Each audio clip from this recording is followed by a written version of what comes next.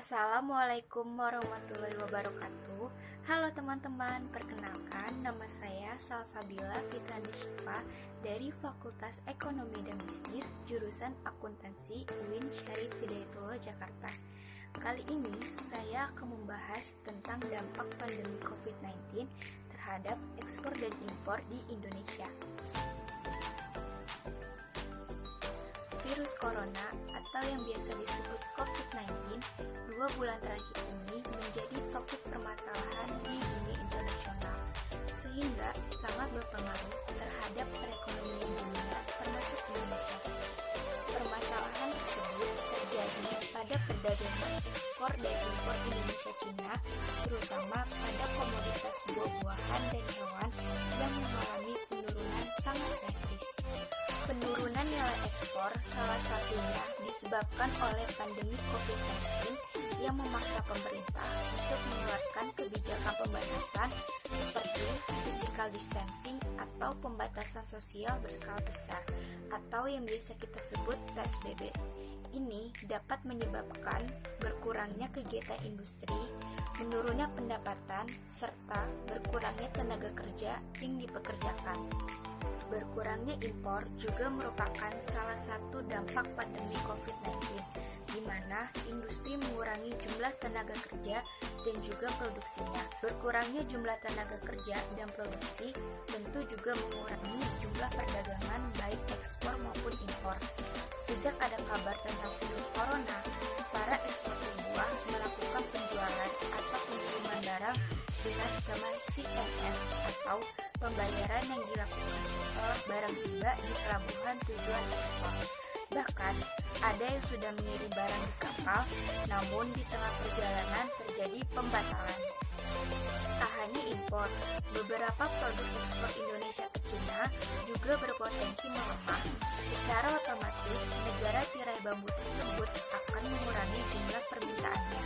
Terlebih lagi, secara global banyak pabrik di Cina yang mengurangi produksi karena penduduk tidak dapat bekerja akibat virus COVID-19 ini. Larangan impor ini diambil untuk mengantisipasi penyebaran virus corona dari hewan. Pasalnya, penyebaran virus yang menewaskan ribuan orang di Cina itu diduga tak hanya melalui manusia saja loh, melainkan juga hewan.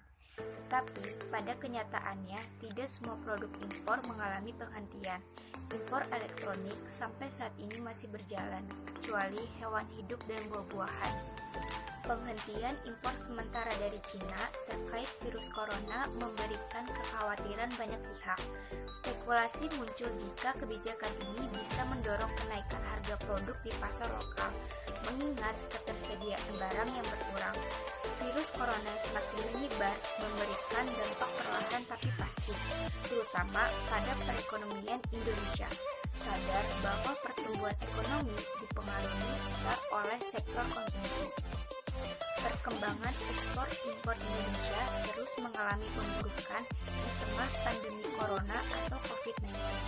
Peneliti Center of Reform Economics Indonesia, Yusuf Renda Manilet, menambahkan tren perlambatan ekspor impor ini merupakan konsekuensi yang harus dihadapi semua negara karena perlambatan ekonomi global hingga akhir tahun, sehingga perbaikan ekspor impor sulit diharapkan. Jika impor terus menurun, industri dalam negeri bakal kesulitan memenuhi permintaan ekspor dan domestik, sebab 75% impor bahan baku Indonesia didominasi oleh bahan baku. Oleh karena itu, pemerintah perlu mengambil langkah untuk mengantisipasi penurunan ini dengan negosiasi dagang untuk memitigasi masalah gugatan perdagangan, seperti anti-dumping maupun subsidi demi memuluskan ekspor Indonesia. Untuk menghadapi dan mengantisipasi terjangan badai virus corona atau COVID-19, pemerintah mengeluarkan stimulus non-fiskal pada industri manufaktur, terutama dalam kegiatan ekspor dan impor. Hal ini dilakukan agar industri dapat bertahan di tengah badai pandemi global ini. Kebijakan stimulus yang pertama yaitu penyederhanaan dan pengurangan larangan dan pembatasan ekspor. Kebijakan ini bertujuan untuk meningkatkan kelancaran ekspor dan daya saing para pelaku ekspor dalam negeri. Yang kedua, percepatan proses ekspor-impor untuk reputable trader. Hal ini bertujuan untuk memberikan insentif tambahan bagi perusahaan bereputasi baik. Kebijakan ini juga mencakup penghapusan laporan surveyor terhadap komoditas yang diwajibkan. Dan yang terakhir, menciptakan National Logistic Ecosystem. NLI dapat menyelaraskan arus lalu lintas barang dengan arus dokumen internasional sejak kedatangan sarana pengangkut hingga barang keluar dari pelabuhan dan masuk gudang. Dengan diberlakukan 3 kebijakan tersebut, kegiatan ekspor-impor negara diharapkan dapat berjalan lancar. Selain itu, ketersediaan bahan baku yang dibutuhkan terjamin. Mengingat wabah COVID-19 juga mempengaruhi tingkat ketersediaan barang. Lemahnya nilai ekspor-impor juga mempengaruhi bisnis UKM, karena sebagian besar UKM sangat bergantung pada persediaan barang yang didapat dari impor.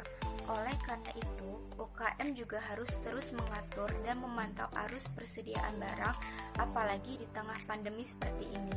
Jadi, kesimpulannya, dampak pandemi terhadap ekspor dan impor ini berpengaruh besar untuk menghadapi dampak ini. Pemerintah perlu mengeluarkan stimulus non-fiskal pada industri manufaktur agar industri dapat bertahan di tengah badai pandemi global ini.